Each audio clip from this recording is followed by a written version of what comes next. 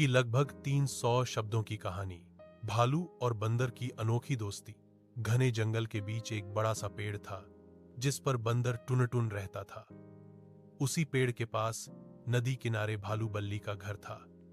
दोनों रोज एक दूसरे को देखते पर कभी बात नहीं करते थे। एक दिन भयंकर बारिश होने लगी। तेज हवा के साथ पेड़ झुकने लगा और टुनटुन डर गया। उसने घबराकर पेड़ को पकड़ लिया पर शाख टूट गई। वह सीधे नीचे गिरने लगा। तभी बल्ली ने दौड़कर उसे अपनी बाहों में पकड़ लिया। टुनटुन कांप रहा था। बल्ली ने उसे अपने घर ले जाकर सूखा किया और गर्म शहद दिया। उस दिन से दोनों के बीच एक अनोखी दोस्ती की शुरुआत हुई। हर सुबह टुनटुन पेड़ से कूदकर बल्ली की पीठ पर बैठ जाता और दोनों जंगल घूमने निकलते। बल्ली ताकतवर था और टुनटुन चालाक। जहां बल्ली भारी चीजें उठाता वहीं टुनटुन ऊंचाई से फल तोड़ लाता। दोनों एक दूसरे की खूब मदद करते।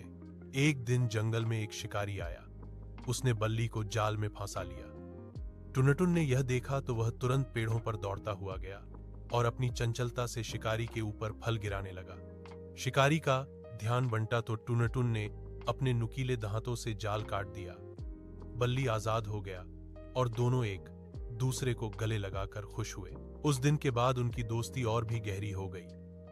जंगल के सारे जानवर उनकी मिसाल देते थे। सच्ची दोस्ती ताकत और चालाकी दोनों को एक कर देती है। टुनटुन और बल्ली रोज साथ खेलते, खाते और हंसते।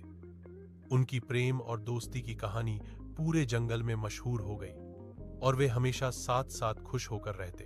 अगर चाहें मैं इसे और छोटा और मजेदार या बच्चों की किताब जैसा भी बना सकती हूँ।